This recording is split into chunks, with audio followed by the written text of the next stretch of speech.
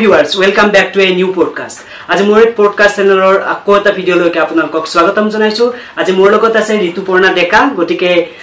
তেখেতৰ লগত আমি আপোনালোকক চিনাকি কৰাই দিম বুলি ভাবিছো। গটিকে নমস্কাৰ ঋতুপৰ্ণা। নমস্কাৰ। আজি মোৰ এই YouTube চেনেলৰ জৰিয়তে তোমাক ইয়ালৈ আমন্ত্ৰণ কৰিছো মোৰ পডকাষ্ট চেনেললৈকে। গটিকে তুমি পোনপ্ৰথমে আমাৰ ভিউৱাৰ্ছ খিনিক আচলতে নিজৰ ইন্ট্ৰোডাকচনটো দি দিয়া। নমস্কাৰ, মোৰ নাম ঋতুপৰ্ণা ডেকা। মোৰ ঘৰ নলবাৰী জাপাৰকুছি। মোৰ দেউতাৰ নাম হিৰেন চন্দ্ৰ ডেকা, মাৰ নাম বিউটি ফুয়া ডেকা। মই বৰ্তমান অল ইণ্ডিয়া ৰেডিঅ' আকাশবাণী যুৱবাণী শাখাত কৰ্মৰত হৈ আছো আৰু ৰিচেণ্টলি মই ডক্টৰ ডিগ্ৰী লাভ কৰিছো। হয়, তোমাৰ কাৰণে সেইটো বহুত বহুত কংগ্ৰেচুলেশ্যন। ধন্যবাদ। ৰিচেণ্টলি মানে কেইদিনমান হ'ল ন? আজি এমাহ ডেৰ মাহ মান হ'ল। হয়। আচ্ছা, তোমাৰ কাৰণে এইটো এটা গ্ৰেট এচিভমেন্ট বুলি ক'ব লাগিব। হয়। আচ্ছা, তুমি অল ইণ্ডিয়া ৰেডিঅ' চেণ্টাৰত কাম কৰা বুলি ক'লা, সেইটো আচলতে কেতিয়াৰ পৰা কৰি আছা? সেইটো মই 2022 চনত ডিচেম্বৰত আমাৰ হেৰি হৈছিলে, ভইচ টেষ্টিং হৈছিলে। আমি টেষ্ট দিলো, দিয়াৰ পিছত চিলেকশ্যন হলো। ইণ্টাৰভিউ হয়? ইণ্টাৰভিউ টেষ্টিং হয়, ভইচ টেষ্ট হয়। এইটো আকাশবাণীৰ ঘোষিকা ৰূপে, অংশকালীন ঘোষিকা ৰূপে, আৰু তেনেকেই যুৱবাণী শাখাত কাম কৰি আছো। আচ্ছা, তুমি তাৰমানে সেইটো কিবা ট্ৰেইনিং লৈছিলা নেকি? না, ট্ৰেইনিং লোৱা নাই। মই ফেচবুক যোগে পোষ্ট এটা পালো যে অংশকালীন ঘোষিকাৰ প্ৰয়োজন। সেই মৰ্মে মই কথা পাতিলো, ইন্দ্ৰজিৎ দাস ছাৰক লগ কৰিলো, শ্ৰদ্ধাৰ ইন্দ্ৰজিৎ দাস ছাৰক। আৰু তেনেকে ছাৰে ক'লে যে ইয়াতে এনেকে ফৰ্ম ফিল আপ কৰিব লাগিব, তাৰপিছত ভইচ টেষ্ট হ'ব। সেনেকে ভইচ টেষ্ট দিলো, তাৰপিছত চিলেকশ্যন হলো। আৰু আমি নলবাৰীৰ পৰা দুগৰাকীত চিলেক্ট হৈছিলো, মই আৰু দৰ্শনা শৰ্মা। কেইটামান পোষ্ট আছিল? তেনেকুৱা নহয়, আমাৰ বেলিকা বহু কেইটা পোষ্ট লৈছে, প্ৰায় বহু কেইজনী লৈছে ল'ৰা ছোৱালী, বহু কেইজন ল'ৰা ছোৱালী। আমাৰ নলবাৰীৰ পৰা বোধ কৰো মই আৰু দৰ্শনাই আছো, দুজনী আছো। আচ্ছা, তুমি যিহেতু তাত তাৰমানে এপ্লিকেশ্যন কৰিব লাগে? হয়, ফৰ্ম ফিল আপ কৰিব লাগে। তাৰপিছত আপোনাৰ অডিশ্যনৰ কাৰণে মাতে, অডিশ্যনত যাব লাগে, অডিশ্যন দিব লাগে। আচ্ছা, ঠিক আছে। তুমি ইয়াৰ বাহিৰেও কিবা কৰি আছা? ইয়াৰ বাহিৰেও মই অধ্যয়ন কৰি আছো। মই ক'লোৱে যে অলপ আগতে যে মই ৰিচেণ্টলি ডক্টৰ ডিগ্ৰী লাভ কৰিছো। মই মহাত্মা গান্ধী বিশ্ববিদ্যালয়ৰ পৰা ডক্টৰ ৰাণু বৈশ্যৰ তত্বাৱধানত লোকগীতত মই হেৰি কৰিছো, গৱেষণা কৰিছো, আৰু মই ডিগ্ৰী লাভ কৰিলো। আচ্ছা, ঠিক আছে। এইটো খুব তাৰমানে ভাল লগা কথা আৰু। হয়। আচ্ছা, তুমি বিশেষকৈ অভিনয়ৰ লগতো জড়িত হৈ আছা? হয়। বা সংগীতৰ লগতো আছে? সংগীতৰ লগত মই জড়িত হোৱা নাই। সংগীত মই ভাল পাওঁ, কিন্তু মই সংগীত গান গাব নাজানো। এইটো এটা মোৰ মনত দুখ থাকি গ'ল, উপায় নাই। চব মানুহে একেলগে চব কৰিব নোৱাৰে। হয়, মই অভিনয় কৰিছো, সৰুৰ পৰাই অভিনয় কৰিছো। তুমি অভিনয় কৰা, তোমাৰ স্কুলো আছে? অভিনয় মই শিকিছো ঠিক মানে কি, মই কৰ্মশালাত অংশগ্ৰহণ কৰিছো, সমন্বয় নাট্য বিদ্যালয়, শ্ৰদ্ধাৰ আপোনাৰ বৈশ্য ছাৰ, তেখেতৰ তাতে সতদল বৈশ্য ছাৰ। আৰু মই গুৰু হিচাপে মোৰ পোনপ্ৰথম মোৰ নাটকৰ গুৰু হ'ল মোৰ দাদা। মই ঘৰতে সেই পৰিৱেশটো, নাটকৰ পৰিৱেশটো মই ঘৰতে পাইছো, কাৰণ মোৰ দাদাই অভিনয় কৰে আৰু সৰুৰে পৰা মই দাদাৰ অভিনয় দেখি কিনে আপ্লুত হৈছো, নাটকৰ প্ৰতি আকৰ্ষিত হৈছো। মোৰ মায়েও অভিনয় কৰে, দেউতাইও কৰে, পৰিয়ালৰ সকলোৱে অভিনয় কৰে, গতিকে সৰুৰ পৰা মই আকৰ্ষিত হৈছো। গতিকে আৰু মই নাটকৰ গুৰু মোৰ প্ৰথম মোৰ দাদা ডক্টৰ ধ্ৰুৱজ্যোতি ডেকা। তাৰপিছত মোক ৰাতুল কুমাৰ গোস্বামী ছাৰে শিকাইছে, সুশীল মেধি ছাৰে শিকাইছে, বীৰেন দত্ত ছাৰে আঙুলিত ধৰি ধৰি নাটক শিকাইছে। মই 5 to 10 MNC স্কুলৰ বেষ্ট এক্ট্ৰেছ আছিলো, আৰু বীৰেন দত্ত ছাৰে নাটক শিকাইছে, বীৰেন দত্ত ছাৰ, পুলক দত্ত ছাৰ, আৰু গীতিকা বুজৰ বৰুৱা খুৰীয়েও মোক যথেষ্টখিনি অনুপ্ৰেৰণা যোগাইছে নাটকৰ ক্ষেত্ৰত। তেনেকুৱা বহু কেইজন নাট্যগুৰু আছে, মই শিকিছো তেখেতসকলৰ পৰা, আৰু প্ৰতিদিনেই মই প্ৰতিজন নাট্যগুৰুৰ পৰা কিবা নহয় কিবা বেলেগ বেলেগ বস্তু শিকি থাকো, কাৰণ শিকাৰ শেষ নাই। এতিয়াও মই শিকিয়ে থাকো, এতিয়া শিকিও থাকো। লগতে মই এটা প্ৰশিক্ষণ কেন্দ্ৰ জাপাৰকুছি আৰম্ভ কৰিছো, আবৃত্তি আৰু অভিনয়, আৰু মই আবৃত্তিও কৰো, সৰুৰে পৰা আবৃত্তি কৰিছো। এতিয়াও কৰো মাজে মাজে হেয়াই আৰু এইটো আসলতে মোৰ আবৃত্তি হওক বা অভিনয়টো হ'ল মোৰ নিচা কিন্তু মই মানে হবি এইটো মই কৰি ভাল পাওঁ কিন্তু মোৰ সপোন এগৰাকী প্ৰবক্তা হোৱাৰ নিশ্চয় পাৰিবা চেষ্টা কৰি আছো কেতিয়া সফল হ'ম নাজানো কিন্তু চেষ্টা অব্যাহত ৰাখিব লাগিব আচ্ছা ঠিক আছে তুমি ধৰা অভিনয় কৰা যেহেতু বা অভিনয়ৰ লগত জড়িত হৈ আছা গতিকে তুমি আগলৈকে কিমান দূৰ ভাবিছা আৰু হেতু অভিনয় মই কলোৱে অভিনয়টো মই কেতিয়াও পেছা নকৰো অভিনয়টো মই নিচা অভিনয়টো মই প্ৰতি বছৰে এখন বা দুখন মই নাটকত অভিনয় কৰোৱে ৰিসেন্টলি আমি পুতলা ঘৰ অসম নাট্য সন্মিলনত অংশগ্ৰহণ কৰি বঙাইগাঁও শ্ৰেষ্ঠ গ্ৰুপ হিচাপে নিৰ্বাচন হৈছিল আৰু সেইখন নাটক আমি সিদিনা আমাৰ কৰ্মশালা সুকন্যা এক জাগৰণ আৰু সৃষ্টি কৃষ্টি সৌজন্যত নাট্য কৰ্মশালা হৈছিলে সেই কৰ্মশালাৰ শেষৰ দিনাখনে আমি সেইখন মঞ্চস্থ কৰিছিলো জিলা পুথিভঁৰালত পুতলাঘৰ মোৰ গুৰু নাট্যগুৰু শ্ৰদ্ধা ৰাতুল কুমাৰ গোস্বামী দেৱৰ দ্বাৰা ৰচনা আৰু পৰিচালনাৰ নাট আছিল পুতলাঘৰ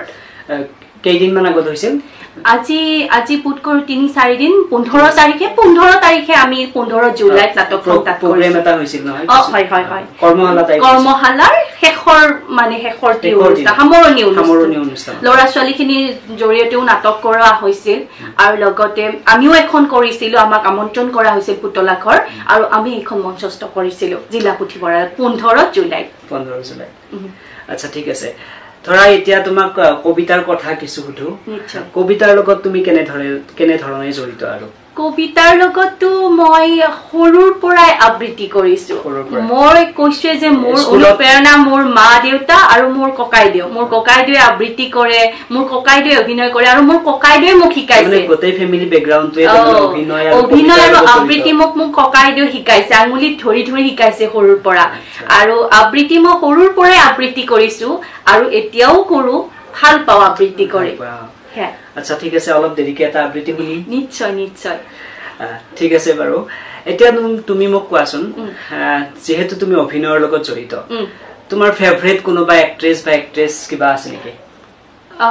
অভিনেতা হিচাপত মই যতীন বৰাৰ অভিনয় খুব ভাল পাওঁ আৰু অভিনেত্ৰী হিচাপে মই বৰ্ষাৰাণী বিষয় আৰু প্ৰস্তুতি পৰাশৰৰ অভিনয় বহুতে ভাল পাওঁ আৰু ইয়াৰ লগত এটা সৰুকে জমনি ঘটনা এটাও জড়িত হৈ আছে যে মানে সৰুতে মই কি ভাবিছিলো যে এই বেৰিয়া দাঁতটো মোৰ এটা বেৰিয়া দাঁত আছে এই বেৰিয়া দাঁতটো মই ভাবিছিলো যে প্ৰস্তুতি পৰাশৰৰ আছে বৰ্ষাৰাণী বিষয়াৰ আছে কপিল বৰাৰ আছে তাৰ মানে অভিনেতা অভিনেত্ৰীহে এই দাঁতটো থাকে গতিকে ময়ো অভিনেত্ৰী হ'ব পাৰিম কাৰণ মোৰো এইটো দাঁত আছে শিশুকালৰ সেইটো মোৰ মানে মনত ধাৰণা হৈছিলে তাৰ পিছত লাহে লাহে যেতিয়া ডাঙৰ হৈ আহিলো MNC কলেজত পঢ়িলো মই দেখিলো আমাৰ লীনা ডেকা শ্ৰদ্ধাৰ ডক্টৰ লীনা ডেকা বাইদেৱে ৰাজপথ কবিতাটো পঢ়াইছিলে মোৰ তেতিয়া মনত আৰু এনেকুৱা ধৰণৰ জাগৰণ হ'ল যে মই তেখেতৰ নিচিনাকৈ এনেকে ল'ৰা ছোৱালীক পঢ়ুৱাম শিক্ষা দিম আৰু সেই মৰ্মে 17ত পাছ কৰি মই বৰভাগ কলেজত 2-3 বছৰ মই অংশকালীন প্ৰবক্তা হিচাপে কামো কৰিছিলো তাৰ পিছত মই গুৱাহাটী সিটি কলেজতো কাম কৰিছিলো কেইদিনমান প্ৰায় 6-7 মাহ মান কাম কৰিছিলো তেনেকে আগবাঢ়ি আছো কিন্তু মোৰ মানে অভিনেত্ৰী হোৱাটো মোৰ তেতিয়া এনেকা সপোন আছিল যে বেৰিয়া দাঁতটো অকল প্ৰস্তুতি আৰু বৰ্ষাৰাণী বিষয়াৰে থাকে গতিকে মোৰো আছে তেনেকুৱা আচ্ছা ঠিক আছে তোমাক মই আৰু এটা কথা সুধো যেহেতু তুমি বহুত কেইটা কামে কৰি আছা আৰু তুমি আচলতে টাইম বিলাক কেনেকে মেইনটেইন কৰা টাইম বিলাক কেনেকে মেইনটেইন কৰো হয় যেতিয়া গৱেষণা কৰি আছিলো পঢ়া লগতে নাটক গৱেষণাৰ সময়ছোৱাটো মই নাটক কৰিছো 2-3খন নাটক কৰিছো মই কলো ন নাটকটো নিচা টানি আনে নলবাৰীত যদি গম পাও ফেচবুকটো খুলিলে গম পাও আজি নাট্য মন্দিৰত এখন নাটক আছে মই গুৱাহাটীৰ পৰা দৌৰি আহো মই থাকো গুৱাহাটীৰ 6 মাইলত তাৰ পৰা এতিয়াও আছো মোৰ তাত ৰুম আছে তাৰ পৰা দৌৰি আহো নাটকে মানে এক বিশেষ ধৰণৰ আকৰ্ষণ আছে টানি লৈ আহে মই নাটকক শ্ৰদ্ধা কৰো সন্মান কৰো নাটকৰ প্ৰতি এটা শ্ৰদ্ধা ভাৱ ভক্তি ভাৱ আছে যিটো কাৰণে নাটকৰ কাৰোবাৰ নাটক হলেও মই গুচি যাওঁ ইভেন মই তাতে পাঞ্জাবাৰীৰ ওচৰতে যিহেতু থাকো তাতে মাধৱদেৱ প্ৰেক্ষাগৃহত খুব ধুনীয়া নাটক হৈ থাকে মই যেতিয়াই গম পাওঁ তেতিয়াই দৌৰি যায় নাটক চাবলৈ মোক মানে আকৰ্ষণ কৰি নাটকে টানি নি থাকে চুম্বকৰ দৰে আকৰ্ষণ কৰে তেনেকেই মই মেইনটেইন কৰি আছো মই পঢ়াটোও কৰি আছো লগতে মই মোৰ যিহেতু এইটো নিচা আবৃত্তি অভিনয় সেইকাৰণে অতি বেছি দিন হোৱা নাই মই প্ৰশিক্ষণ কেন্দ্ৰ এটা আৰম্ভ কৰিছো প্ৰায় 15 জন ল'ৰা ছোৱালী মোৰ সৈতে সৰু ল'ৰা ছোৱালী সংযুক্ত হৈছে তেওঁলোকক লৈ মোৰ সপোন আছে আৰু তেওঁলোকক মই কেন্দ্ৰীয় ৰাভা দিৱসত তেওঁলোকক লৈ আহিছো আবৃত্তি কৰাইছো আৰু তেওঁলোকক লৈ মানে নাটক কৰাম ৰেডিঅ' চেণ্টাৰ নি মোৰ বহুত সপোন আছে তেওঁলোকক ৰেডিঅ' চেণ্টাৰত লৈ যাম শিশুৰ এটা অনুষ্ঠান থাকে সেই অনুষ্ঠানতো মই তেওঁলোকক অংশগ্ৰহণ কৰোৱাম আচ্ছা ঠিক আছে আচ্ছা তুমি মোক এটা কথা কোৱা তুমি যেহেতু ধৰা অভিনয়ৰ লগত জড়িত হৈ আছা বা কবিতাৰ লগত জড়িত হৈ আছা আসলে এইটো তোমাৰ কিবা সপোন আছিল নে সৰুৰ পৰাই মই তেনেকে সপোন আসলতে মই তেনেকে ভবা নাছিলো যে মই অভিনয় কৰিম বা আবৃত্তি কৰিম মোৰ তেনেকা মানে সপোন তেনেকা ধৰণৰ সপোন নাছিলে মোৰ জীৱনৰ প্ৰথম নাটক আছিলে শিশু মহোৎসৱত টোপনি নহা ৰজা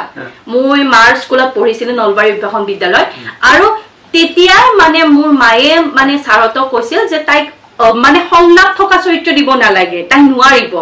মানে ইমান এক্টিভ নাছিলো মানে ভয় খাইছিলে নোৱাৰিব নেকি সংলাপ ইমান সংলাপ কেনেকে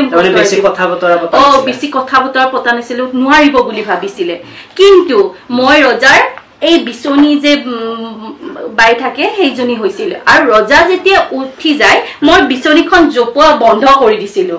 সেইটো হৈছে কিছুমান নাটকত আমি কিছুমান বুদ্ধি খটুৱাব লগা হয় পৰিস্থিতি সাপেক্ষে মই সেইকাৰণে বন্ধ কৰিছো কিন্তু মোৰ লগৰজনীয়ে তাই বিচিয়ে আছিল ৰজা উঠি থাকোতে আৰু তেতিয়া এজন ছাৰে মোৰ মাক কৈছিলে যে তাই অভিনেত্ৰী হ'ব পাৰিব আৰু ক্লাছ 5ত মই পঞ্চৰত্ন বুলি এখন নাটক কৰিলো মোৰ দাদাই শিকাইছিলে স্কুলত সেই স্কুলৰ পৰা মোৰ যাত্ৰা অব্যাহত থাকিল সেই স্কুলত মই যে ফাৰ্ষ্ট 5ত বেছ এক্ট্ৰেছ হলো 5ৰ পৰা ক্লাছ 10 লৈকে মই বেছ এক্ট্ৰেছ আৰু আমাৰ নাটকখন বেছ কৰো আৰু আমি বিভিন্ন ঠাইত নাটক কৰিছো তেনেকেই মোৰ মানে সপোন জাগৃত হ'ল যে মোৰ নাটকৰ নিচা আছে মই নাটক কৰিব পাৰিম বা আবৃত্তি কৰিব পাৰিম আচলতে পৰিৱেশটো সৰুৰ পৰা যি ধৰণে পোৱা যায় সেই ধৰণে পৰিৱেশৰ লগত হয় আচ্ছা ঠিক আছে তুমি মোক আৰু এটা কথা কোৱা ধৰা এতিয়া মই তোমাক সুধিব বিচাৰিছো তুমি যেহেতু নাটক চাই ভাল পোৱা বুলি ক'লা নাটক চাই ভাল পাওঁ তুমি থিয়েটাৰ চোৱা নিশ্চয় চাওঁ প্ৰতিখন থিয়েটাৰে চোৱা নেকি থিয়েটাৰ মই চাওয়ে আমি মানে নাটক পাগল মানুহ আৰু নলবাৰীবাসী ৰাইজ নাটক পাগল বুলি সকলোৱে জানে আৰু দাখৰ সময়ত আমি দাদা মই বিশেষকে মা দেউতাইও চাই কিন্তু দাদা মই বিশেষকে ফাৰ্ষ্ট শো এখন নাটক সেকেন্ড শো আকৌ বেলেগ ডাবল শো চাও তাৰমানে প্ৰায় 12খন মান নাটক আমি চামে ভাগৰ লাগে নে ভাগৰ নালাগে আৰু ইমান আচৰিত মনতো থাকে সকলো সংলাপ সকলো মানে নাটকৰ মানে ঘটনা মনতো থাকে মানে নিচাহৰ কাৰণে চাগে এখন নাটক চাই সেকেন্ড আৰু নাটক এখন চাব যাও কিছুমানৰ মূৰ বিখাত আমাৰ কিন্তু তেনেকুৱা একো নহয় আমি দুইজনে ইভেন বৌ চাই আমি তিনিটাই মানে এই ফাৰ্ষ্ট চালো সেকেন্ড চালো তেনেকুৱা আচ্ছা ঠেলা হেঁচাবিলাক সহ্য কৰি হলেও যোৱা আচলতে নিচা আচলতে নলবাৰীৰ ৰাস সেইটোৱে এটা মাদকতা ন এই ঠেলা হাঁচা তাৰ সেইটোৱে মাদকতা আৰু সেইটোৰ কাৰণে আমি ৰখি থাকো ৰাৱলবাৰী ৰাস কেতিয়া আহিব ঠিক আছে তুমি নৃত্যৰ লগত জড়িত হৈ আছা নে নাই নৃত্যৰ লগত মই জড়িত হৈ থকা নাই মই সৰুতে নাচিছিলো মই বহুতে নাচিছিলো বিহু নাচিছিলো পকা ধানৰ মাজে মাজে নাচিছিলো উল গুঠিব জানে নে নাজানে সৰুতে নাচিছিলো ডাঙৰ হোৱাৰ লগে লগে মই নৃত্যটো মই নোৱাৰা মানে কি ষ্টেজত নৃত্য পৰিৱেশন নকৰাই হৈ থাকিলো সেই বুলি এনেকুৱা নহয় যে মই নাজানো মই জানো নাচিব জানো বিহু গান এটা বাজিলে মোৰ হাত দুখন বা কঁকালখন জানাই নজনাই মই চেষ্টা কৰো কিন্তু মই নৃত্যৰ লগত জড়িত হৈ থকা মানে সেইটোৰ ইনভলভ হ'বলৈ ইচ্ছা যায় আৰু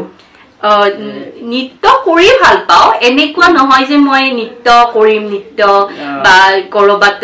এনেকুৱা নৃত্য পৰিৱেশন কৰিম তেনেকুৱা নহয় আৰু কৰবাত কেতিয়াবা আমি ঘৰৰ ফেমিলি কেতিয়াবা ফূৰ্তি কৰিছো তেতিয়া নৃত্য কৰিছো তেতিয়া বেলেগ কথা সেইটোৱে যেনেকে আমি প্ৰত্যেকে একোজন বাথৰুম সিংগাৰ সেইটোতো এই সবে হয় বাৰু ঠিক আছে তোমাক মই আৰু এটা কথা সুধো তোমাক ধৰা কোনোবাই পাৰ্সোনালি মানে কিবা এটা অনুষ্ঠানত ইনভাইট কৰিলে তোমাৰ সেই সময়ত কেনেকুৱা ফিল হ'ব আৰু পাৰ্সোনালি মোক যেতিয়া কোনোবা অনুষ্ঠানত ইনভাইট কৰে অবভিয়াছলি মোৰ ভালেই লাগিব ন মোৰ ভালেই লাগিব ফিল কেনেকুৱা হ'ব ভালেই লাগিব আৰু অনুষ্ঠানটোৰ গৈ কিনে মোৰ প্ৰতিভাখিনি দেখুৱাব পাৰিলে মোৰ নিজৰে ভাল লাগিব আৰু অনুষ্ঠানটোৰ প্ৰতিও মোৰ এটা সন্মান থাকিব এনেকুৱা ভালেই লাগিব অনুষ্ঠান এটাত মাতিলেনো কাৰণো বেয়া লাগিব আচ্ছা তুমি যেহেতু কবিতাৰ কথা কলা কবিতাৰ তোমাৰ ফেভাৰিট ধৰা কবি কোন মই কবি বুলি ক'লে আমাৰ সকলোৰে পৰিচিত প্ৰণৱ কুমাৰ বৰ্মন তেখেতৰ কবিতা মই ভাল পাওঁ তেখেতৰ কবিতা খুব শুনা নেকি শুনো আৰু হেমবৰুৱাৰ কবিতাও মই খুব ভাল পাওঁ তেওঁৰ তেখেতৰ কবিতাও মই ভাল পাওঁ মমতাৰ চিঠি মোৰ খুবেই প্ৰিয় মমতাৰ চিঠি জনপ্ৰিয় কবিতা এটি জনপ্ৰিয় কবিতা মোৰ খুবেই প্ৰিয় এনেকে বহু কেইজন কবিৰে কবিতা পঢ়ি কিনে ভাল পাওঁ বা আবৃত্তি কৰি ভাল পাওঁ প্ৰণৱ কুমাৰ বৰ্মনৰ তেখেতৰ কি কবিতা ভাল পোৱা তেখেতৰ মই এটা খুব সুন্দৰ কবিতা আছে মই যোৱাবাৰ ৰেডিঅ'টো এই কবিতাটো আবৃত্তি কৰিছো আমাৰ এটি যুৱ মানে আবৃত্তি অনুষ্ঠান হয় তাতো আবৃত্তি কৰিছিলো মাখন ভিন্দেও কেঞ্চাৰ হৈছে আপোনাৰ সেইটো মই শুনিছো বহুত সুন্দৰ কবিতা তেখেতৰ আৰু সেইটো কবিতা আবৃত্তি কৰি মই তপন দাসে কৰিছিল আবৃত্তি হয় তেখেতৰ মুখত খুব ধুনীয়া শুনি মই তেখেতৰ কবিতা সন্দিকৈ কলেজৰ সাগৰিকা বৰদলৈ তেনেকুৱা ধৰণৰ কবিতাবিলাক শুনি ভাল লাগে বা পঢ়িও ভাল লাগে তেনেকুৱা আচ্ছা ঠিক আছে আৰু অলপ বেলেগ আলোচনাৰ ফালে আহো নিশ্চয় আচ্ছা ঋতুপৰ্ণা এতিয়া ধৰা অলপমান বেলেগ কথাৰ ফালে আহো তুমি যেহেতু ৰেডিঅ' চেণ্টাৰত তোমাৰ অভিজ্ঞতাও হ'ল অলপমান কেতিয়াৰ পৰা হোৱা বুলি ক'লা 2 বছৰমান হ'ল 1.5 বছৰমান হ'ল আচ্ছা তাত আচলতে কি কি কৰিব লাগে তোমাক কেনেকুৱা ধৰণৰ তুমি কাম কৰিব লাগে আমি যেহেতু এনাউন্সাৰ আমি 3 বজাতে গৈ পাব লাগে ৰাতিপুৱা নহয় দুপৰীয়া 3 বজাত 3:30 বজাত গৈ পাব লাগে তাৰ পিছত মনোৰঞ্জনত গীত বাজে এনেকুৱা ধৰণৰ অনুষ্ঠানত গীত বাজে এছামিজ টক বাজে কথিকা তাৰ পিছত আলেখ্য এনেকুৱা ধৰণৰ কেছেট বাজে হেতু আমি তোমালোকে দিব লাগে নে কেনেকুৱা এখন কিউচিট থাকে হেখনত থাকে গুটেখিনি থাকে লিখা থাকে সেই অনুপাতে হে কিউচিটখন চাই কিনে আমি লাইব্ৰেৰীত গৈ আমি কেছেটবোৰ উলিয়াব লাগে উলিয়াই তাৰমানে হেইটো আগতে ঠিক কৰাই থাকে কোন দিনা কি চলিব আৰু হেইটো অফিচৰ পৰাই কৰি দিয়ে যে আজি অফিচে দি দিয়ে কিউচিটখনত লিখা থাকিব যে আজি কি মনোৰঞ্জনত কি বাজিব তাৰ পিছত 6:15 কি বাজিব 7:20 কি বাজিব কি আছে সকলোবিলাক কিউচিটখনত থাকে আৰু সেই কিউচিটখন আমি পঢ়ি কিনে আমি লাইব্ৰেৰীত গৈ কিনে আমি কেছেট উলিয়াব লাগে মনোৰঞ্জনৰ কেছেটেই হওক বা এছামিজ টক কেছেটবিলাক সব কেছেট তাতে পোৱা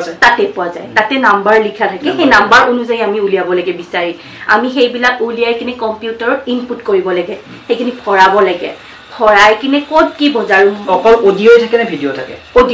অকল অডিঅ' থাকে যিহেতু ৰেডিঅ'টো শুনা কপি কৰি ল'ব লাগে কপি কৰিব লাগে ইনপুট কৰিলো আমি ধুনিয়াকে তাৰ পিছত আমি কাট লিখিব লাগিব কোনটো বজালো কাট লিখিব লাগিব আৰু লগতে যেটো এনাউন্সমেন্ট আমি দিম প্ৰতিটো অনুষ্ঠানৰ আমি এনাউন্সমেন্ট দিব লাগে আগতীয়াকে এনাউন্সমেন্ট দিব লাগে পিছত এনাউন্সমেন্ট দিব লাগে মানে আগতীয়াকে শিডিউলখন বনোৱা থাকে শিডিউলখন বনোৱাই থাকে হেখন আমি এনাউন্সমেন্ট দিব লাগে এনাউন্সমেন্টটো আমি লিখিব লাগিব লিখি কিনে হে এনাউন্সমেন্ট কপি আমি আমাৰ ডিউটি অফিচাৰক জমা দিব লাগিব লগতে আমি যে কাৰ্ডবিলাক জমা দিব লাগিব এনেকে আমাৰ 5:10ত আমাৰ প্ৰগ্ৰাম যুৱবাণী আৰম্ভ হয় আৰু 8:15ত আমাৰ শেষ হয় এইখিনি সময়ত আমি ষ্টুডিঅ'ত মানে কাম কৰিব লাগে তাৰমানে সেই সময়খিনি ধৰা কন্টিনিউয়াছলি চলি থাকে সেই সময়খিনি কন্টিনিউয়াছলি চলি থাকে আমি গোটেই প্ৰগ্ৰামটো কেই ঘণ্টা বুলি ক'লা আমি 5:10ৰ পৰা 8:15 লৈকে 3 ঘণ্টা আচ্ছা ঠিক আছে ধৰা তোমাৰ সেই সময়ত তুমি মোবাইল ইউজ কৰিব পাৰা নহয় মোবাইল আমি মানে কি একদম সাইলেন্টত ৰাখিব লাগে আৰু আমি সেইখিনি সময়ত মোবাইল একেবাৰে ব্যৱহাৰ নকৰো কাৰণ সেইটো সময়ত আমি ৰেডিঅ' সময় দিও সেইটো সময়ত আমি এটা আৰু যেহেতু এটো লাইভ অনুষ্ঠান গৈ থাকে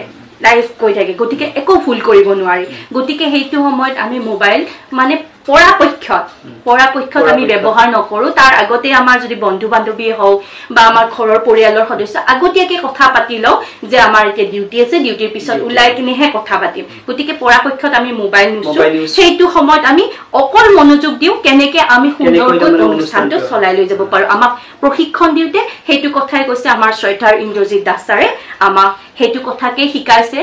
যে ৰেডিঅ'ৰ প্ৰতি সন্মান থাকিব লাগিব শ্ৰদ্ধা থাকিব লাগিব তেতিয়াহে ৰেডিঅ'ত আমি নিজস্বতাটো দিব পাৰিম ৰেডিঅ'টো আমাৰ মনৰ পৰা ল'ব লাগিব আমি কামটো যে আমি মনৰ পৰা কৰিব লাগিব তেতিয়াহে আমি কামটো ভালকে কৰিব পাৰিম আমাক তেনেকেই শিকাইছে দেখেতে আৰু সেই মৰ্মে আমি আগবাঢ়ি গৈ আছো কাম কৰি আছো হেয়াই আৰু আচ্ছা ধৰা প্ৰশিক্ষণ দিওতে কেনেকুৱা ধৰণৰ কথাবিলাক মানে শিকাইছে প্ৰশিক্ষণ দিওতে শিকাইছিলে আমি কেনেকে কেছেট বিলাক বাছনি কৰিব লাগে আমাক ডিউটি একেবাৰে দিয়া নাই আমাক প্ৰশিক্ষণ দিছিলে কেছেট কেনেকে উলিয়াব লাগে কথিকা কেনেকে বনাব লাগে ফিচাৰ কেনেকে বনাব লাগে এটা লাইভ অনুষ্ঠান যায় হেল্লো যুৱবাণী গতিকে এনেকুৱা অনুষ্ঠান কেনেকে চলাব লাগে বা ইন্টাৰভিউ কেনেকুৱা ধৰণে ল'ব লাগে তেনেকুৱা ধৰণৰ অনুষ্ঠান নপ্ৰতিভা বুলি এটা অনুষ্ঠান থাকে আমি নতুন নতুন প্ৰতিভাবিলাকক বাছনি কৰি তেওঁলোকৰ সৈতে কথা পাতো আজি যেনেকৈ তুমি মোৰ লগত কথা পাতি আছা আমিও তেনেকে কথা পাতিব লাগে এতিয়া আমাক দেখিছে ৰেডিঅ'ত দেখা নাপায় শুনা পায় হেনেকে শিকায় আৰু ফিচাৰখন কেনেকে চলাব লাগে কিমান আপদ গলে মানে সাউণ্ডটো কিমান ডাঙৰ হ'ব কিমান সৰু হ'ব সেই সকলোবিলাক আমাক গোটেইবিলাক তুমি নিজে মেইনটেইন কৰিব লাগে আমাৰ দুটা থাকে দুজনী থাকো আমি দুটাই ধৰা ৰেগুলাৰ বেলেগ বেলেগ থাকে নেকি সদায় বেলেগ তোমাৰ ডিউটি যেতিয়া থাকে তেতিয়াহে যাব লাগিব ডিউটি নথকাত যাব নালাগে ধৰা তোমাৰ ডিউটি ধৰা 5:30 পৰা বুলি কলা নহয় 3টাতে যাব লাগে 5:10 পৰা ডিউটি 8:15 লৈকে ৰাতিপুৱাৰ পৰা কোন থাকে বেলেগ থাকে চিফটো বেলেগ হেল্লো যুৱবাণী অনুষ্ঠানটো 5:10 পৰা 8:15 লৈকে চলে তাৰ পিছত আকৌ বেলেগ অনুষ্ঠান চলে মহাবাহু আছে আৰু কিবা কিবি এনেকুৱা অনুষ্ঠান আছে আইদেউৰ বুলনি আছে অকণি হাদুমেলা বহুত কিবা কিবি অনুষ্ঠান আছে তোমালোকে এটা অনুষ্ঠান চলাব লাগে আমি যুৱবাণী অনুষ্ঠানটো চলাব লাগে আচ্ছা ঠিক আছে তোমাৰ ধৰা তাতে কাম কৰি আছা বা ধৰা এইখিনি তুমি 1.5 বছৰ ধৰি তাত কাম কৰি আছা আসলতে কেনে লাগিছে বহুত ভাল লাগিছে ৰেডিঅ'ত কাম কৰাটো এটা সপোন আছিলে সৰুতে মুকু লৈ গৈছিলে স্কুলৰ পৰা তাত আবৃত্তি কৰিবৰ কাৰণে নাটক কৰিবৰ কাৰণে গতিকে মজিয়াখন খচিছো আৰু সেই মজিয়াখনত থাকি কিনে সেইখিনি মানুহৰ সংস্পৰ্শত থাকি শিকিব পৰাটো মোৰ কাৰণে এটা সৌভাগ্য কাৰণ তাত বহু কেইজন ব্যক্তিক লগ পাইছো ছাৰ হতে শিকাইছে ধুনীয়াকে আৰু ইমান সুন্দৰ ব্যৱহাৰ তেখেতসকলে ইমান সুন্দৰকে বুজাই দিয়ে ইমান সুন্দৰকে সকলোকে সন্মান দিয়ে সেইটো সঁচাকৈ ভাল লাগে আৰু ৰেডিঅ'ৰ পৰিৱেশটো সঁচাকৈ বৰ ধুনীয়া আৰু যেতিয়া উঠি যাম আকাশবাণীৰ ওপৰলৈ উঠি যাম ওপৰতহে ষ্টুডিঅ'টো এটা বেলেগ ধৰণৰ ফিল হয় আৰু সেইখিনি সময়ত মানে মনত বেলেগ ধৰণৰ চিন্তাই নাহে পৃথিৱীখনত কি হৈ আছে তাৰমানে নিজৰ অনুষ্ঠানটো কেনেকৈ কিমান ধুনীয়াকে চলাব পাৰো সেইটো মোৰ ওপৰত ডিপেন্ড কৰে ন আৰু কাৰণ বহুতে শুনি আছে ৰেডিঅ' শুনি আছে গতিকে মই তাত একো ভুল কৰিব নোৱাৰো আচ্ছা ধৰা তুমি লাইভ যেটো শো থাকে তাত বাহিৰে ধৰা যেটো ৰেকৰ্ডিং থাকে ৰেকৰ্ডিংত ধৰা কিবা কিবি ভুল হৈ যায় কেনেকুৱা ধৰণৰ এডিটিং কৰিব লাগিব এডিটিং কৰি কিনে ভালকে এইটো প্ৰগ্ৰামটো বনাব লাগিব এডিটিং কৰিব ধৰা তোমাৰ কোনোবা এজন আলহী আহিল তেখেতৰ লগত যদি কথা পাতিব লাগে বা তেতিয়া তোমাৰ ধৰা কিবা প্ৰিপাৰেচন লাগে নে তেখেতৰ সম্পৰ্কে মই জানিব লাগিব তেখেতক যেতিয়া মাতিম তেখেত যদি গায়ক হয় তেখেতৰ গীতৰ ওপৰত তেখেতৰ ব্যক্তিত্বৰ ওপৰত মই জানিব লাগিব তেতিয়াহে মই তেখেতক প্ৰশ্ন কৰিব পাৰিম তেখেতৰ বিষয়ে জানিব পাৰিম তেখেতৰ গোটেই কথাখিনি ডিটেইলছত তুমি জানিব লাগিব আচ্ছা তুমি সেই বস্তুটো তোমালোকে মেইনটেইন কৰিব লাগে নে ধৰা ষ্টুডিঅ'ৰ ফালৰ পৰা নাই সেইটো আমি মেইনটেইন কৰিব লাগিব আমি চাব লাগিব আমি এজন গেষ্ট মাতিছো এই গেষ্টজনক সম্পূৰ্ণ মাতি আনি তেখেতৰ গোটেইখিনি কথা তেখেতৰ বেকগ্ৰাউণ্ডৰ গোটেইখিনি কথা মিলি তেখেতক প্ৰশ্ন সুধিব লাগিব তেখেতৰ সৈতে কথোপকথন হ'ব লাগিব তেখেতৰ সৈতে সকলোবিলাক কৰিব লাগিব আচ্ছা ঠিক আছে ধৰা কিবা কিবি যে ভুল হৈ যায় বুলি কলা সেই সম্পৰ্কে কিবা কবা নেকি ভুল হৈ যাব পাৰে ন মানুহ মাত্ৰেই ভুল কোনেওতো আৰু জন্মতে শিকি নাহে ন গতিকে ভুল হ'ব পাৰে ভুল হলে আমি ভুলখিনি কাটি কুটি এডিটিং কৰি কিনে তাক ভালকে বনাও আচ্ছা যেহেতু তাত তোমালোকে এটা ফ্যামিলিৰ দৰে আছা একদম এটা পৰিয়ালৰ দৰে আছে তাৰমানে সেই ফেমিলিত ধৰি লোৱা কেনেকুৱা ধৰণৰ ফূৰ্তি তামচা কেনেকুৱা ধৰণৰ একদম আমাৰ যুৱবাণী যেটো পৰিয়াল আমাৰ বহুত প্ৰত্যেকৰে প্ৰতি মৰম আছে শ্ৰদ্ধা আছে সন্মান আছে আমাৰ যিজন ওপৰত আমাক চলাই আছে কৈয়ে আছো দাস ছাৰ ইন্দ্ৰজিৎ দাস ছাৰ তেখেতে আমাক ধুনিয়াকে শিকাইছে মৰমো কৰিছে হাতত ধৰি শিকাইছে আৰু তেখেতৰ পৰা শিকিছো আৰু গালিও খাইছো গালিও খাব লাগিব বাৰু তেখেতৰ গালি কেইটা নাখালে আসলতে মনটো নভৰে তেখেতৰ গালি কেইটালৈ মিছে কৰি থাকো তেখেতে গালিও পাৰি থাকে বাৰু আৰু সেই মৰ্মে শিকায়ও কাৰণ ৰেডিঅ'ৰ স্বাৰ্থত তেখেতে ভুল হলে গালি পাৰিবই বাৰু আমি সেইখিনি আমিও মানে যেতিয়া শিক্ষকতা কৰো তেতিয়া ল'ৰা ছোৱালীক যেতিয়া গালি পাৰো কিহৰ কাৰণে পাৰো ভালৰ কাৰণে পাৰো তেনেকুৱা গতিকে আৰু পৰিয়ালটোৰ আমাৰ ভাইটি আছে ভন্টি আছে দাদা আছে বাইদেউ আছে সকলোৱে আমি মিলি জুলি কাম কৰো সকলোৱে মানে সহায় কৰো কাৰোবাৰ কিবা যদি ব্যক্তিগতভাৱে অসুবিধা হৈছে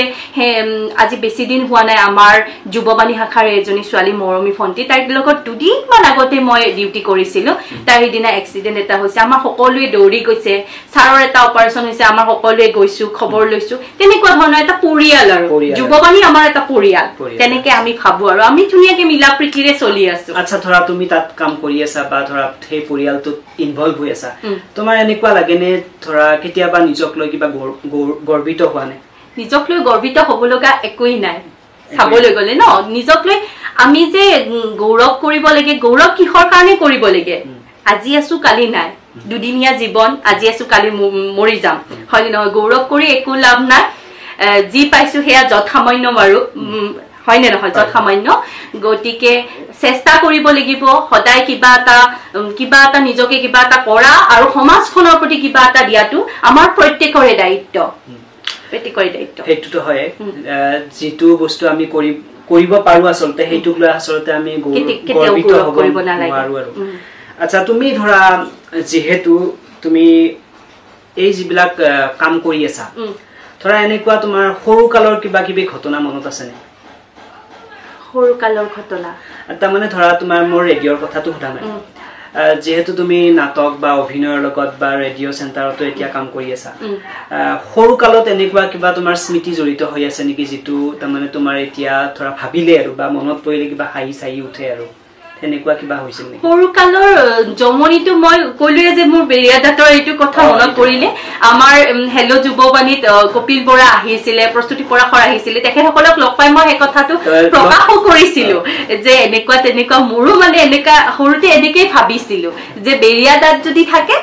অভিনেত্ৰী হ'ব পাৰি তেনেকুৱা ধৰণৰ সৰু সৰু ঘটনা জড়িত হৈ থাকে যিটো নাটকখনৰ কথা গলো মুম্বাই নাটকত সংলাপে দিয়া নাছিল নোৱাৰিম বুলি হেনো কিন্তু মোৰ প্ৰথম নাটক আছিল পঞ্চৰত্ন আৰু সেইখনতে মই বেছ এক্ট্ৰেছ হৈছিলো আৰু কন্টিনিউ মই বেছ এক্ট্ৰেছ হৈ আছো বীৰেন দত্ত ছাৰে মোক আঙুলিত ধৰি ধৰি শিকাইছে বীৰেন দত্ত পুলক দত্ত আৰু প্ৰথম নাট্যকৰটো মোৰ দাদাৰ পৰা শিকিছো আচ্ছা ঠিক আছে তুমি যেহেতু ধৰা এইবিলাকৰ লগত জড়িত হৈ আছা বা ৰেডিঅ' চেণ্টাৰত কাম কৰি আছা তুমি মাজে মাজে ধৰা বিশেষ ব্যক্তি কিছুমানক লগ পোৱা বা ডাঙৰ ডাঙৰ অভিনেতা অভিনেত্ৰীবিলাকক লগ পোৱা তেতিয়া তেওঁলোকৰ লগত যেতিয়া কথা পতা তেতিয়া তোমাৰ মনটো কেনেকুৱা লাগে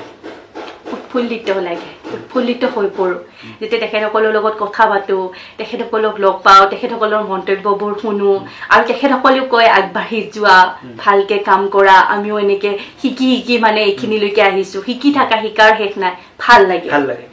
আসলতে তেখেতসকলৰ ধৰা প্ৰতিজনৰে মনোভাৱ বিলাক বেলেগ বেলেগ হয় সকলোৰে মনোভাৱ বেলেগ হয় যেহেতু তেওঁলোকৰ পৰা তুমিও শিকিব পাৰিছা বহুত কথা শিকিব পাৰিছা নিশ্চয় শিকিছো প্ৰতিজন ব্যক্তিৰ পৰাই শিকিছো আচ্ছা তেওঁলোকৰ ধৰা এনেকুৱা কিবা ধৰা কথাই তোমাক কিবা আপ্লুত কৰে নেকি যিকোনো মানুহৰ আৰু প্ৰতিজন মানুহে প্ৰতিজনৰ পৰাই মই শিকা বুলি কলো মোৰ নাটকৰ শিক্ষাগুৰু প্ৰতিগৰাকীয়ে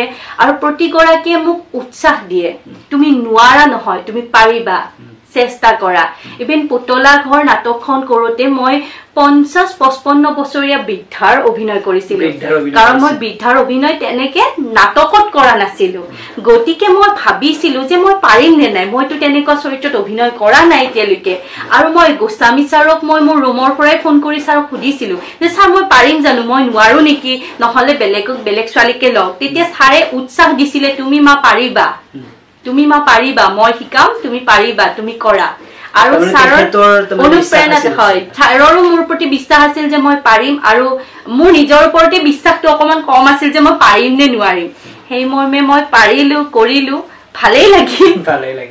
লাগিল কৰি কিনে সদায় বেলেগ বেলেগ চৰিত্ৰত অভিনয় কৰিব পৰাজনীহে আচলতে অভিনেত্ৰী আৰু কন্দুৱাবও লাগিব হুহুৱাবও লাগিব সকলো চৰিত্ৰত অভিনয় কৰিব পাৰিব লাগিব সেয়া আচ্ছা তুমি অভিনয় কৰোতে মোৰ এটা কথা মনত পৰিল এতিয়া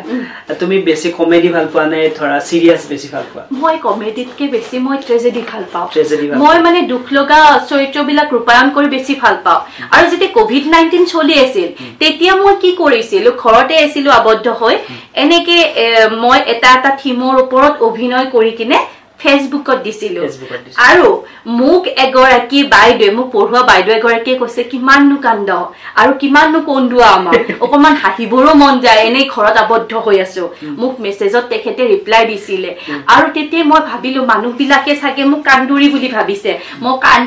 কান্দি থাকো মই এবাৰ হহুৱাম আৰু সেই মৰ্মে মই কি কৰিলো পিছদিনাখনে ৰাতিপুৱা উঠিয়ে গা মূৰ ধুই মই মাৰ এযোৰ কাপোৰ পিন্ধিছো মোৰ আইতাৰ এটা খুন্দনি আছিল সেই খুন্দনিটো লৈ কিনে মোৰ ঘৰৰ মানে পিছপিনে মোৰ দাদা মোৰ আৰু এজন আমাৰ ঘৰৰ দাদা আছিল উৎপল দা তেওঁক মই মোবাইলটো ধৰিব দিছো আৰু মই ৰেকৰ্ডিং কৰিছিলো একেবাৰে ভিতৰৰ গাঁৱৰ বুঢ়ীবিলাক যিবিলাকে মানে বোৱাৰীয়েকৰ কথা আলোচনা কৰে বোৱাৰীয়েকে খোৱা বস্তুবিলাক অকলে খায় ৰুমৰ ভিতৰত নিদিয়ে এই তেনেকুৱা ধৰণৰ আৰু কোভিডৰ সমস্যাত জীয়েকৰ ঘৰতো যাব পৰা নাই মই বুঢ়াৰ মাত ওলাই বৃদ্ধা মানুহৰ মাত উলিয়াই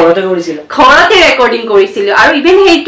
সেইটো ভিডিঅ' মই যেতিয়া ফেচবুকত দিছিলো বহুত মানে মই ভিউৱাৰ্ছ পাইছিলো আনকি সেইটো ভিডিঅ' মোৰ ভাইৰেল হৈ গৈছিল সেই সময়ছোৱাত তেনেকুৱা কৰিছিল তাৰমানে আচলতে ট্ৰেজেডিতকৈ কমেডিটো অলপ মানুহে বেছিকে চাই কমেডিটো বেছিকে চাই আৰু মানুহে ভাল পায় হাঁহি ভাল পায় মানুহক যিমান পাৰে হহুৱাব লাগে কান্দোনটো সকলোৰে জীৱনত থাকে দুখ সকলোৰে আছে হাঁহি কান্দোন এইটো জীৱন আচ্ছা ঠিক আছে তুমি যেহেতু এইবিলাকৰ কথা বহুতে কলা বহুত শুনিলো এতিয়া তুমি মোক এটা কথা কোৱা তুমি তোমাৰ কিবা ফেভাৰিট লাইন আছে নেকি ধৰা যিটো মোৰ লগত শেয়াৰ কৰিব বিচৰা ধৰা তোমাৰ কবিতা হোক বা তোমাৰ নাটকৰে কিবা এটা সংলাপ কিবা এটা কব মই কলোৱে যে হেমবৰুৱাৰ মমতাৰ চিঠি কবিতাটো আবৃত্তি কৰি মই খুবেই ভাল পাওঁ সেইটো এফাকি এনে শুনাই দিছো বাৰু মৰমৰ এয়া মম এটাৰ জ্বলাই লৈছো আজি বহুদিনৰ মূৰত তোমালৈ চিঠি লিখো বুলি বাহিৰৰ ৰঙা বতাহ চাকে আহি মমডাল কোবাইছেহি চাও খিৰিকীখন জপাই দিও 7 বছৰ আগৰ কথাবোৰ তোমাৰ বাৰু মনত আছেনে আমি যে নতুন যে অন্তুৰ পাতনি মেলিছিলো মোৰ গাত সেই হচিনাকি নিচা বাৰকৈ লাগিছিল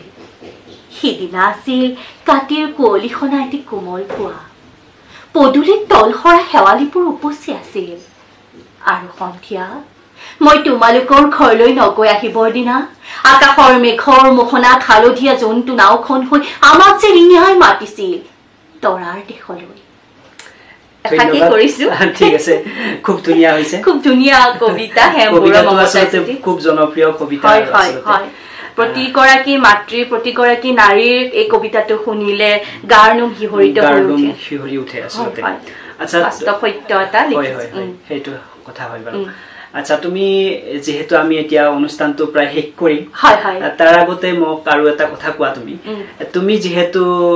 এই ধৰা অভিনয়ৰ লগতে বা কবিতাৰ লগতে জড়িত হৈ আছা আৰু গতিকে তোমাৰ কেতিয়াবা ফাৰ্স্ট যেতিয়া তুমি অভিনয় কৰিছিলা তেতিয়া তোমাৰ কিবা লাজ লাগিছিল নেকি লাজ লগা নাছিল আসলে কি হয় জানা অভিনেতা অভিনেত্ৰীবিলাক নিলাজ হয় লাজ নাথাকে আমি যত অভিনয় কৰি দিব পাৰো সেই কাৰণে সব মানুহে অভিনয় কৰিব নোৱাৰে সকলোৱে অভিনয় কৰিব নোৱাৰে লাজ থাকিলে অভিনয় কৰিব নোৱাৰি লাজ থাকিলে অভিনয় কৰিব নোৱাৰি আৰু অভিনয় কৰিব লাগিলে মই ভাবো এগৰাকী অভিনেতা হওক অভিনেত্ৰী হওক যেতিয়া এখন নাটকত নিজ চৰিত্ৰটো ৰূপায়ণ কৰিব লাগে তেতিয়া তেওঁ সম্পূৰ্ণ সেই চৰিত্ৰটো অধ্যয়ন কৰিব লাগে সেই চৰিত্ৰটোৰ ভিতৰত সোমাই যাব লাগে চৰিত্ৰটো ফাৰ্স্ট অধ্যয়ন কৰিব লাগে সেকেন্ডতে সেই চৰিত্ৰটোৰ মানে ভিতৰত সোমাই গৈ কিনে নিজৰটো পাহৰি যাব লাগে যেতিয়া মই পুতলা ঘৰত বৃদ্ধাগৰাকী হৈছিলো পুতলা ঘৰত পদুমী চৰিত্ৰত ৰূপায়ণ কৰিছিলো মই পুতলাৰ ঘৈণীয়েক হৈছিলো